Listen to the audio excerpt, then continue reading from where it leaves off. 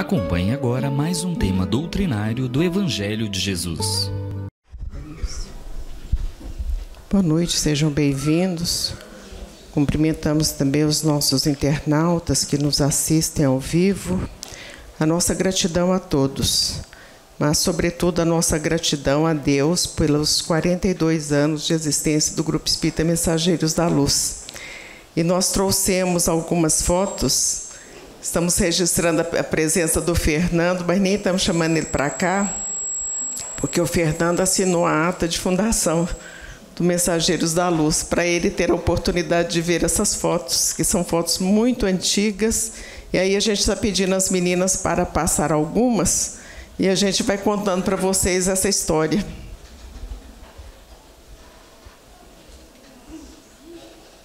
Isso aí é a fachada aqui do centro, ela foi bastante modificada. Essa quantidade de criança, elas vinham todos os dias para tomar a sopa. Esse trabalho, quando nós iniciamos, e hoje, como falamos, está completando 42 anos, nós convidamos o professor Delfino da Costa Machado para fazer a preleção de inauguração do nosso centro. E ele escolheu um tema que, na época, a gente não entendeu bem o que ele estava falando, não. Só com o tempo que a gente descobriu o que ele dizia. Ele escolheu o tema, o óbolo da viúva. E como a gente tinha pouca idade e pouquíssima experiência de espiritismo, a gente achou o tema muito bonito, mas só com o tempo a gente entendeu que ele estava nos dizendo o seguinte: isso aqui é o máximo que vocês podem dar, essa estrutura aqui. E como é que nós chegamos a essa casa, a esse terreno que vocês observam, ele é todo de arame farpado, cercado de arame, e com essa quantidade de criança, e nunca nenhuma criança machucou. Aqui, doutor Ailton, quando dava bonitinha nos meninos, eu colocava, era limão com água e sal, e os meninos saravam assim na raça mesmo, né? Porque eu não sabia o que fazer com esses meninos, então era assim que curava bonitinha dos meninos. Mas quando nós compramos o terreno, a gente não tinha dinheiro para comprar o terreno. E todo o tanto que eu disser para vocês que a gente não tinha, vocês podem multiplicar, porque não tinha mesmo. Aí nós ganhamos uma colcha de pele. Aí vocês imaginam, os ecologistas, hoje nós seríamos presos. Mas a colcha também não estava pronta.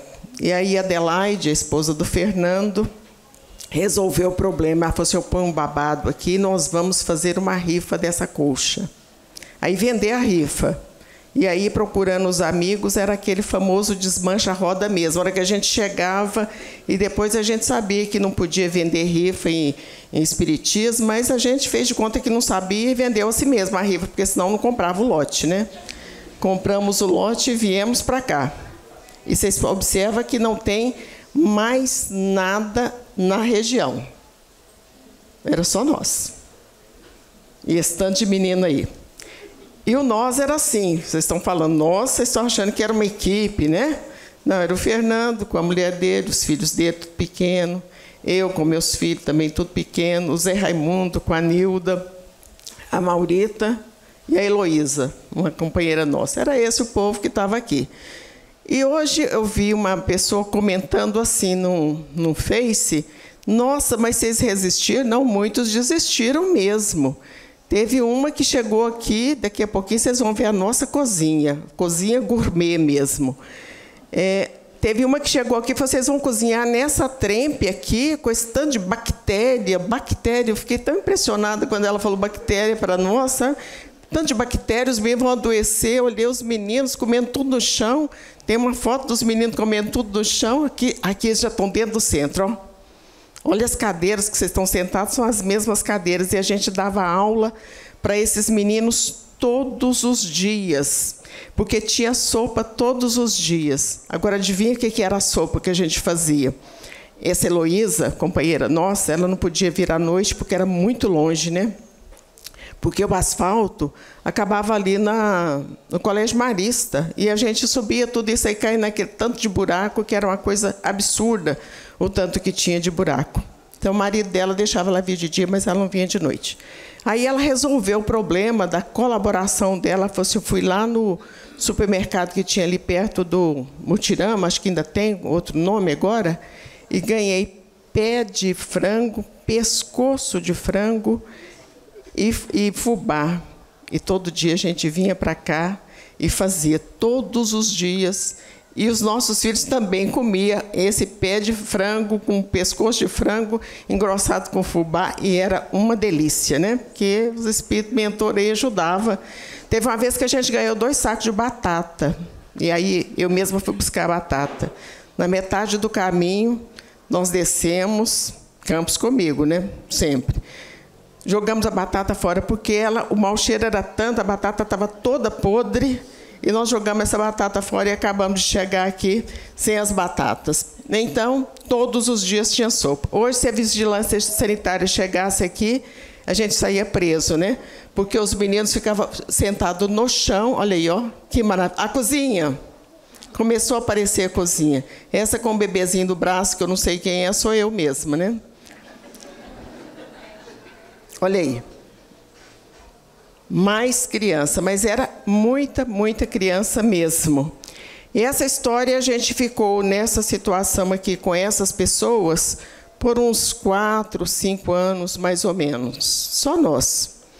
Teve uma vez que a gente aí já estava dalva também. Nós fomos lá na Prefeitura de Goiânia pedir uns cobertores para a primeira-dama, queria distribuir cobertor aqui. A gente era assim, afoito mesmo, sabe? E a primeira-dama chamou o oficial dela lá, falou assim, mas vocês não mandaram o cobertor lá para o Vila Brasília e tal? Aí o oficial falou assim, mas lá não é Goiânia, é Aparecida de Goiânia. Aí ela falou para nós assim, não vamos distribuir os cobertores porque é Aparecida de Goiânia. Aí vocês imaginam que era assim, uns 200, 500 cobertores, ela tinha que ganhar 10 mil, era 10 cobertores, mas não pôde. Mas a gente também não se deu por vencido, não. Nós passamos ali na Casa Goiás, ali na Rua 4, compramos 10 cobertores fiados, e de noite a gente estava aqui distribuindo os cobertores, sabe? Beleza, todas as nossas 10 assistidas receberam os cobertores. E por que a gente veio para cá, né? Porque vocês estão perguntando, por que elas vieram? Qual foi a loucura, né? É porque ali onde é o correio e aonde é esse posto de gasolina, eram 2 invasões. Uma chamava Invasão do Campeão, que nós ainda temos pessoas que moraram nessa invasão que estão conosco até hoje. E aqui no posto de gasolina, era um sobrado assombrado, porque era tanta gente que morava dentro desse sobrado, e assim, várias famílias no mesmo lugar, que aí nós chegamos à conclusão, essa turma valente aí, né? Nós chegamos à conclusão que a gente tinha que vir ajudá-los. E aí nós viemos trazendo esse pé de frango, essas fubá, esse negócio, e fazendo as comidas aqui, dando aula para esses meninos. E assim foi por uns 4 ou 5 anos. Mas, num determinado momento, a dona Antonieta, lá da Radiação Espírita, porque os espíritas, acho que eles não imaginavam assim, ou coitada, ou ela é muito louca mesmo, né? Ou então a gente precisa de ajudar, porque está uma situação complicada lá nesse oco de mundo. A dona Antonieta me liga e fala assim, olha, lá na Radiação tem gente demais, e chegou um casal do Pará, e eles estão precisando de trabalhar. De repente, você convida esse casal para trabalhar com vocês. E eu falei, onde que está esse povo, né? Estava louca, procurando assim, a laço mesmo. Onde é que está esse casal? Vai ter uma comemoração numa chácara, negócio de dependente e tal, e eu vou lá e eles vão também, você vai e convida. E assim foi feito. E aí chegou a Marlene, o seu Edson e os filhos. E foi uma ajuda assim, valiosíssima. Quando eles chegaram, sangue novo na casa, foi uma coisa maravilhosa e a gente ficou feliz demais. E jantar todo mês, porque tinha que construir mais, né? Estava sempre construindo, sempre fazendo mais alguma coisa. Jantar todo mês e eles ajudando. Passou um tempo, chegou o Xenco aqui. Muitos conheceram o Xenco, talvez seu Edson não. Mas chega o Xenco aqui. E a hora que ele sai ali fora, eu falei assim, então você volta, viu? E depois de muito tempo, ele falou para mim assim, olha, eu voltei de dó, porque não tinha ninguém mesmo, então fiquei com dó e voltei. E aqui ele ficou o tempo todo, é o sogro do Juliano. Aí passou um tempo, aí a gente já estava assim, trabalhando, né? Marcinha já tinha assumido a sopa assim, com uns 13 anos, ela e a dona Antônia fazendo a sopa. Teve um dia que elas resolveram fazer um arroz doce, mas só tinha o arroz, não tinha nem o leite, nem o açúcar, e foi uma dificuldade, mas elas deram conta de fazer esse arroz doce. Fizeram o arroz doce, era comemoração do Dia das Crianças, fizeram o arroz doce. Passou um tempo, chega o Edson, que muitos aqui conheceram e que também realizou um grande trabalho na nossa casa.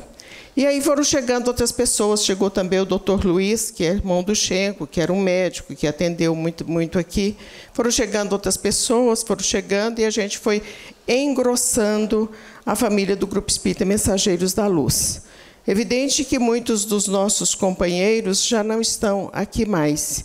E a todos eles nós fazemos as nossas homenagens, a nossa saudade ao seu Edson Puglisi, com os 2 filhos que estão no plano espiritual, ao Schenco, ao doutor Delúbio, ao doutor Euler, que era filho do doutor Delúbio, a Alminda, ao jovem, ele era um senhor, mas ele se chamava jovem, ao seu Ari, a dona Antônia, que tem foto dela. Pode passar mais uma aí. Essa aí a gente já estava construindo um barracãozinho que tinha aqui no fundo, que depois foi demolido para aumentar o centro, né? O Eminiciuti, que também foi um outro companheiro muito valoroso nosso, e o nosso saudoso Edson. Esqueci algum que tenha desencarnado? Se esqueci, vocês me perdoam, porque tem 42 anos, né, que a gente está repetindo essa história aqui. Então, foram essas pessoas que realmente estão no plano espiritual, e eu tenho certeza que estão comemorando conosco esse tempo todo de doutrina espírita. E depois veio o Alvorada, que também é outra saga, outra história muito parecida com essa. Lá não tinha nenhuma telha, lá foram 4 anos debaixo de uma árvore mesmo. Mas eu queria mostrar a nossa cozinha gourmet.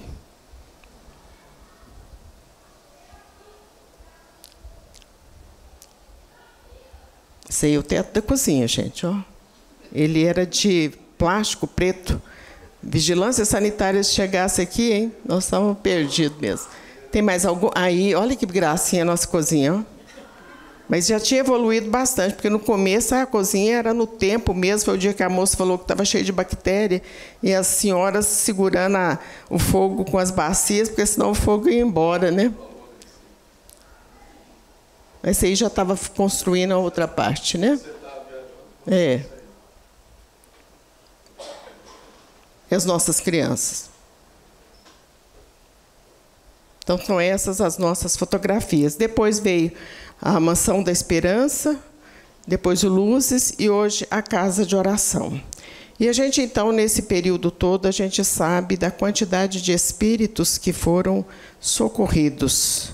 A gente está vendo o capítulo 6 do Evangelho segundo o Espiritismo, Cristo Consolador, que está falando sobre as consolações do cristianismo. E o cristianismo veio para consolar mesmo, para trazer o esclarecimento, e a doutrina espírita está restabelecendo o cristianismo na sua singeleza e na sua simplicidade. E quando a gente observa a doutrina espírita, e nós sempre falamos que é muito bom ser espírita, é maravilhoso ser espírita, podem confiar. Se não fosse bom, a gente não estava há 42 anos nessa caminhada.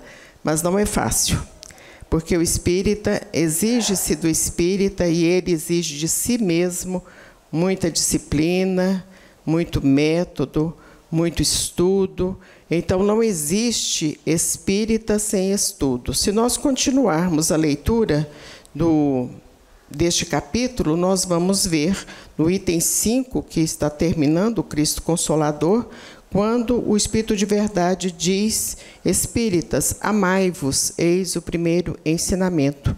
Instruí-vos, eis o segundo. Portanto, a doutrina espírita é feita de estudo e é feita de amor. O amor, a gente sabe da importância dele, porque através do amor é que a gente vence todos os obstáculos. Então, se quer vencer obstáculo, coloca amor. Lares que estejam com dificuldades, coloque amor nesses lares, que as dificuldades serão minimizadas. Mas se colocarem, além do amor, as orações, oração é alimento para a alma. Daí a importância de termos como hábito familiar, cotidiano, a oração. Não é eventual, é todos os dias. É um ritual como o ritual do almoço, o ritual do jantar, o ritual do café da manhã. Todos os dias a gente colocar as orações no nosso lar, na nossa família, porque é através da oração que nós vamos quebrando as dificuldades, quebrando os sofrimentos. O Chico dizia que o trabalho não pode fazer por nós, Deus também não pode. Ele não estava fazendo referência a trabalho de ordem material, embora ele seja muito necessário, porque nós precisamos de honrar os nossos compromissos.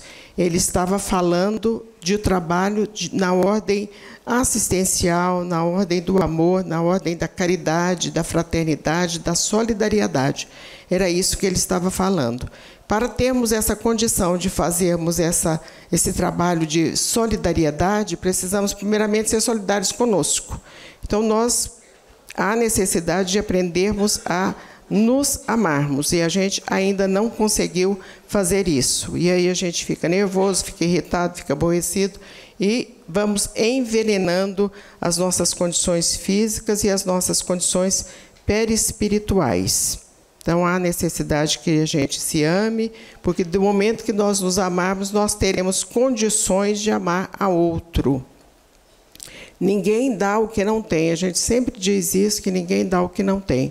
Então, aquele que não tem amor, não tem condições de também transmitir amor às outras pessoas. E o mundo está em conflito exatamente porque existe grande falta de amor. A doutrina espírita nos propicia a condição do trabalho para nos melhorarmos e melhorarmos também a sociedade. Tivemos agora o Congresso Espírita, que nos alertou bastante sobre a importância desses compromissos conosco mesmo. E quando a gente fala em trabalho na casa espírita, não há necessidade que seja um trabalho assim de grande relevância, um grande trabalho social, é qualquer atividade desenvolvida na casa espírita. Nessa época que nós começamos falando que quem estava aqui fazendo a palestra era o Dr. Delfino, o dia que nós fomos à casa dele para convidá-lo para fazer a abertura do trabalho, e aí convidamos todas as autoridades do Espiritismo, presidente de federação, presidente de centro espírita, e enchemos aqui de autoridade do Espiritismo, se é que a gente pode dizer que existe autoridade no Espiritismo. É uma maneira de dizer, porque a doutrina espírita não tem hierarquia, mas são os expoentes, as pessoas de maior destaque da doutrina. E o dia que nós fomos à casa dele, nós falamos com ele assim: olha, doutor Delfino, o senhor vai fazer a palestra, mas a hora que o senhor terminar a palestra, o senhor já faz a prece também, porque, como diz, né, eu não dou conta de fazer prece para essa quantidade de gente que está lá. Então, ele faz a prece porque já resolve o problema. Então, quer dizer, ele fez a palestra e, a pedido meu, ele já também fez a prece de encerramento do trabalho. Nesse período, quando chegava, o trabalho era só à noite, era só segunda, porque tinha sopa todos os dias. Quando chegava a segunda-feira, eu queria que o mundo acabasse para começar a terça, ou quarta, ou quinta, porque tinha a tal da palestra, né? E eu ficava horas e horas pelejando com aqueles livros, e estudava, e li, voltava, para fazer a palestra. Quer dizer, naquele momento, se eu tivesse desistido, talvez eu não tivesse tido a alegria, a felicidade de estarmos aqui todos nós hoje comemorando esta data. Então, muitas vezes a gente não faz por uma questão assim de comodismo mesmo, porque a gente dá conta de fazer, a gente sabe fazer. Então, às vezes a gente não faz por uma questão que é mais fácil, né? É a zona de conforto, a gente não precisa de estar esmerando tanto, estudando tanto, mas aquele que estuda, aquele que transmite é o que aprende primeiro, é bom que ele coloque em prática também o que ele aprendeu, né? Porque muitas vezes ele fala, mas não pratica. É muito bom que ele pratique também. E todas as situações que a doutrina espírita nos convida, nos conclama, a gente deve estar pronto para servir. Lembro que nesse período que a gente está falando, voltando aí no tempo, nós voltamos mais ainda no tempo. E uma feita, a gente foi católico, né, muito católica, mas fui convidada por uma amiga para ir a um trabalho espírita. E a gente, assim, quando está com muita dificuldade, a gente fala, vou lá, de repente tem um milagre e resolve tudo para mim, né? E era muito problema que tinha mesmo, muita dificuldade por todo lado. Falei, vamos lá, né? Porque, de repente, baixa um espírito lá e o espírito vai resolver tudo. E nós fomos nesse lugar e a entidade manifestou mesmo. Só que ela não resolveu nenhum problema que eu estava buscando solução, porque as soluções dos nossos problemas, nós mesmos é que temos que resolvê-las. Mas ela disse assim, olha, você tem um compromisso com criança. Eu tinha um filho de 2 anos e eu tinha 19 anos de idade. Eu já não estava com dificuldade para cuidar daquele. Você tem um compromisso com criança. Olha o tanto de menino que já apareceu aí. E, no momento, eu contestei o espírito, né? Como, aliás, sempre faço mesmo. Contestei o espírito, eu não dou conta de jeito nenhum, não tenho a menor condição de mexer com isso. Ela falou, então, espera e o tempo dirá. Passaram-se 10 anos e aí o tempo disse mesmo, né? Começou menino daqui, menino dali, menino dacolá, foi aquela quantidade de criança. Então, o que existia já um compromisso espiritual para cuidar de criança. E o nosso compromisso, de todos nós que aqui estamos. Porque muitos não têm um compromisso público, compromisso social, mas ele tem um compromisso familiar. Ele tem um compromisso com as pessoas que estão mais próximas a ele, no trabalho, com as amizades. E esse compromisso que nós temos com a nossa comunidade, com a nossa família, com a nossa sociedade, é de levar serenidade, é levar alegria, levar paz às pessoas. E nós poderemos fazer isso através da nossa palavra, da nossa serenidade, da nossa sabedoria, do nosso equilíbrio, da nossa paz, da boa palavra. Esta é importante. Por isso é que o apóstolo Paulo, quando ele fala à comunidade, quando ele escreve à comunidade dos Efésios, ele diz assim, andai como os filhos da luz. Todo lugar que tem luz é um lugar abençoado, é um lugar alegre, é um lugar claro, é luz, é luz. E o apóstolo Paulo, então, diz, andai como os filhos da luz. Então, todos nós temos o dever de procurarmos andar como os filhos da luz. E para aqueles que não sabem ainda como é andar, ou como seria andar como os filhos da luz, é a gente buscar o Evangelho de Jesus. É buscar a orientação de Jesus, de amar a Deus sobre todas as coisas e ao próximo como a ti mesmo.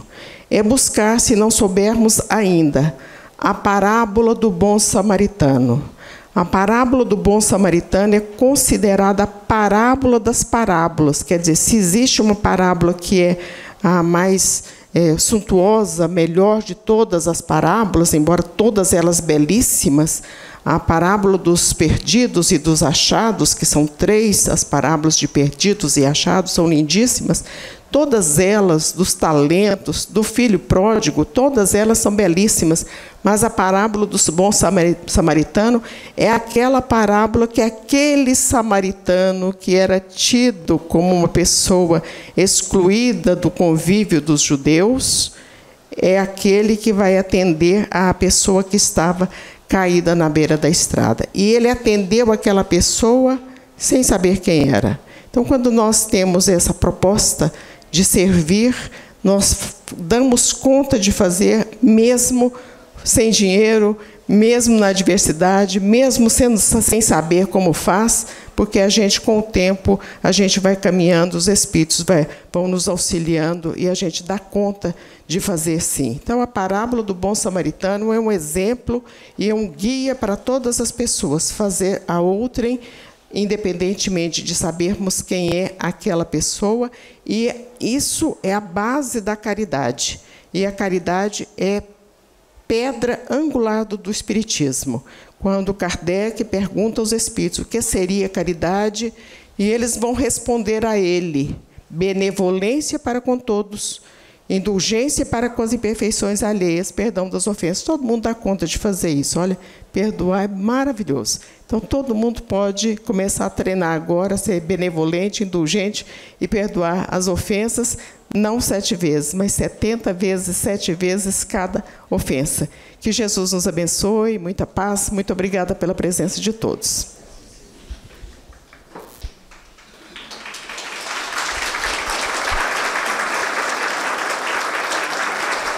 Gratidão mesmo.